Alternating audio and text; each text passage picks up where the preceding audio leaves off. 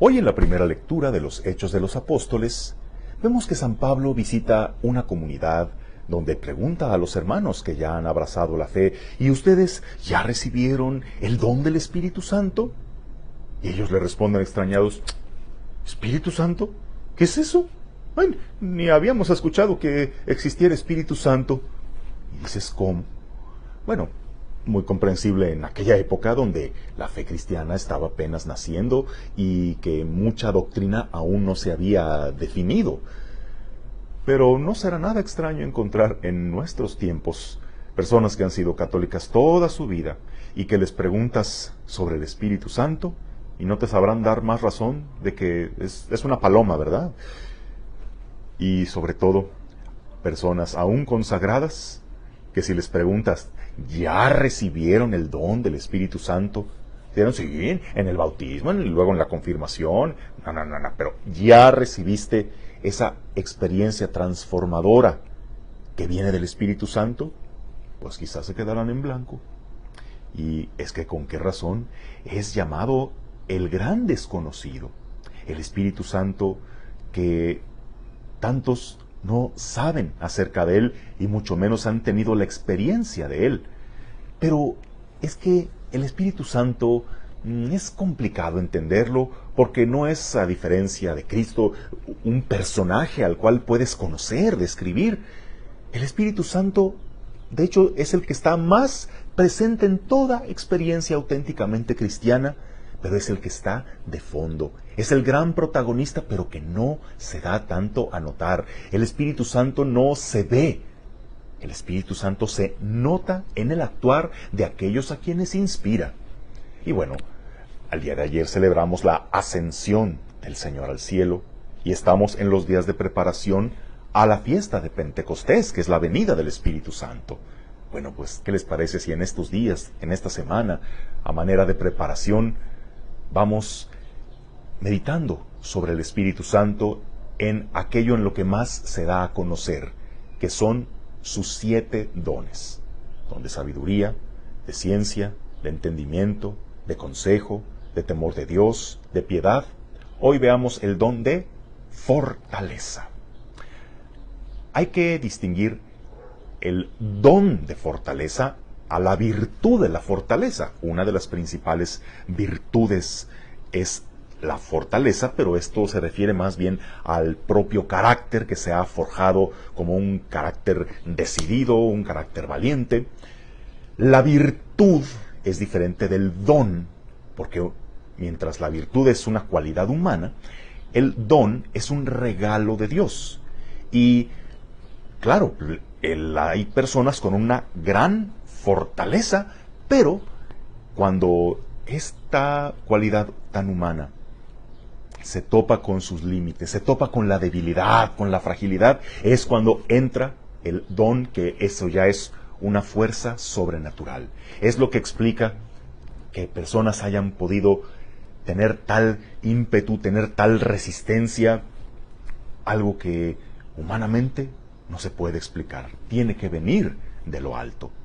El don de la fortaleza es el que nos hace tener decisiones firmes y mantenernos en ellas a pesar de las dificultades. Es el que nos hace mantenernos firmes ante las tentaciones, sobre todo cuando éstas pues se tornan tan persuasivas, tan apetecibles. Sin embargo, nos mantenemos firmes en nuestra decisión de no fallarle al Señor. Es cuando podemos vencer nuestros temores, cuando vencemos incluso la repugnancia.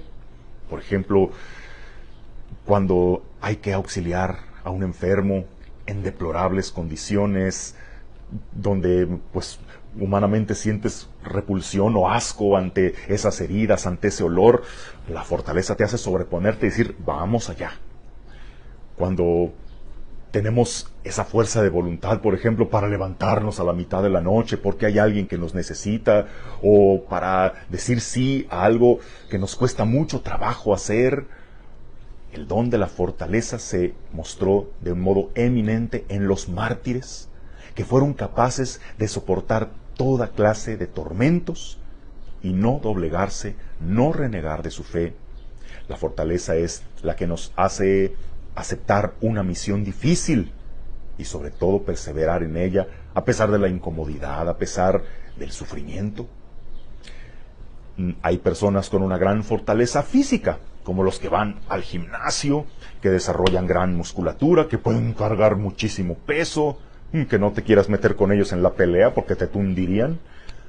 Pero si estas personas son explosivas, que nada más las hacen enojar y despotrican y no piensan en lo que dicen, si son personas que cualquier tentación, sobre todo de la carne, las doblega de inmediato, si no son capaces de ponerse un límite a la hora de beber, pues, y sobre todo si donde más les duele que les peguen es en el orgullo, pues entonces estos no son precisamente ejemplos, no son exponentes de lo que es el don de la fortaleza, a pesar de su musculatura.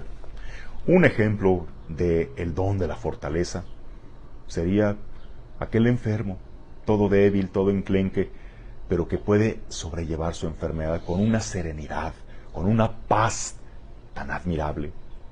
El don de la fortaleza también actúa en tantos padres y madres que sacan adelante a su familia, ellos comiendo y durmiendo aún menos de lo más básico, pero aún así salen adelante. Tantos fieles cristianos que salen adelante cumpliendo con el testimonio de su fe en las situaciones más hostiles, más adversas. Ahí es donde se manifiesta realmente el don de la fortaleza. Y hoy en el Evangelio tenemos un gran ejemplo de cómo éste se manifiesta en Jesús. Él sabe lo que se avecina en su pasión y les dice a sus discípulos: ya sé que todos ustedes en algún momento me van a abandonar, pero no importa, porque sé que el Padre está conmigo. La fortaleza también nos da ese buen ánimo ante la incertidumbre, ante lo incierto del mañana. Yo voy decidido, no voy huyendo de mi destino, sino que me enfrento a él y me sobrepongo a mis temores. Y también les exhorta a sus discípulos: miren ustedes, en el mundo tendrán toda clase de luchas, de batallas, pero ánimo, yo he vencido al mundo. La fortaleza es también la certeza de que, por difíciles que se pongan los tiempos, nada puede ser más fuerte que el amor de Dios manifestado en Cristo Jesús. Bueno, ¿y tú en qué necesitas tener el don de la fortaleza?